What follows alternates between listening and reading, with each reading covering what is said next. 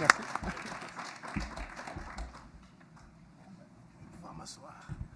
Alors donc, je commencerai tout d'abord par remercier les deux comités organisateurs de ce colloque étudiant, de cette 11e édition du colloque étudiant, de m'inviter ici à venir lancer un petit peu le début, le point de départ de ce colloque-là en tant que tel.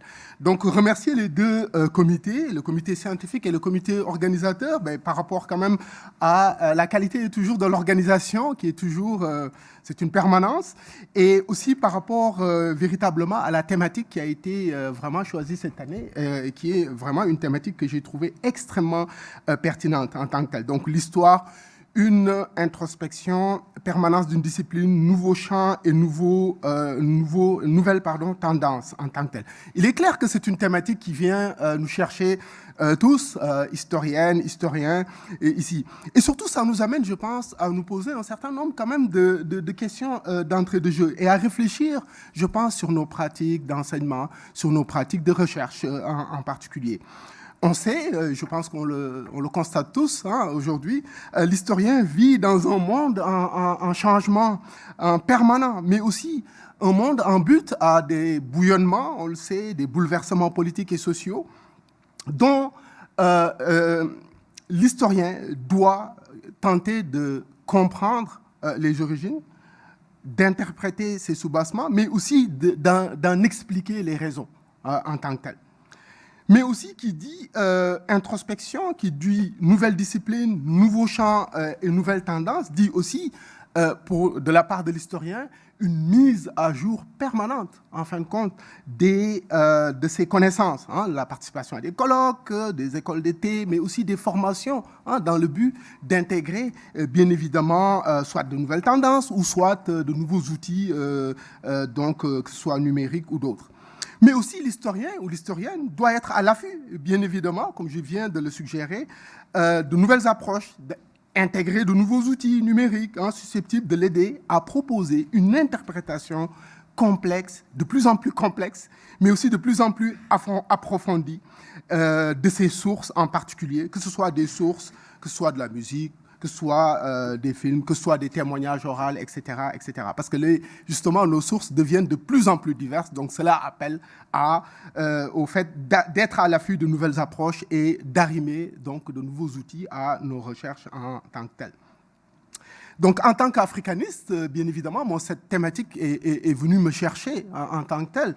Et je vais vous livrer ma réflexion par rapport à ma relation avec les nouveaux outils en particulier et certaines nouvelles tendances. Pas nouvelles tendances, l'histoire orale est une tendance qui est ancienne, mais moi je l'ai redécouvert que dernièrement, finalement, je suis revenu à l'histoire orale.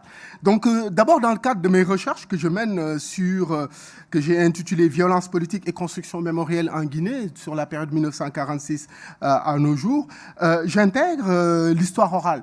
Moi, j'ai effectué de l'histoire orale il y a une quinzaine d'années, mais j'avoue qu'à l'époque où j'ai mené l'histoire orale, on n'avait pas les outils qu'on a aujourd'hui, l'enregistrement, les banques, les différentes banques de données les banques qu'on peut utiliser pour, en fin de compte, conserver nos données, etc. Donc, toute cette masse critique, tous ces outils, à l'époque, on ne les avait pas. Et que donc, justement, aujourd'hui, pour quelqu'un qui effectue de l'histoire orale, donc qui est amené à, bien évidemment, récolter des enquêtes, il est clair que ces outils sont particulièrement pertinents en tant que tels. Et surtout, parler de tendance, aborder l'histoire dans une perspective orale, moi, me permet en particulier d'aller justement rencontrer en particulier des victimes, des personnes à qui on n'avait pas particulièrement donné la parole, et donc de leur donner cette parole-là, et ce qui permet justement d'avoir leur point de vue par rapport même, pour le cas que j'étudie, leur point de vue sur les voies et les moyens pour assurer finalement la réconciliation nationale en Guinée, qui est un pays qui a été traumatisé pendant plusieurs années par un régime dictatorial. Ça vient aussi me chercher cette thématique par rapport au fait que la cartographie, j'ai toujours utilisé la cartographie. J'ai relu ma thèse de doctorat, j'ai regardé ma thèse de doctorat dernièrement et je me suis rendu compte qu'elle est truffée de cartes en tant que telle. Mais que ces cartes-là, à l'époque où j'ai fait mes études, ces cartes-là, on n'avait pas les outils comme le SIG, les outils numériques qu'on mobilise aujourd'hui pour les analyser. Donc je me suis dit, bien dommage. Et surtout, quelle chance ils ont, nos étudiants, aujourd'hui, d'avoir tous ces outils. Et surtout, la chance qu'on a aujourd'hui, en tant que professeur, de pouvoir aussi utiliser, par exemple, les SIG, d'intégrer le spatial turn, pour être capable justement d'amener encore une interprétation, une analyse beaucoup plus fouillée. Je donnerai l'exemple de la tournée Gagne, sur lequel travaille, je pense, Antoine et d'autres étudiants.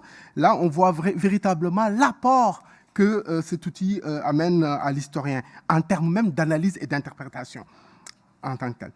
Et alors, pour revenir, je m'en arrête là, pour mes deux expériences par rapport à ces outils et à la tendance histoire orale.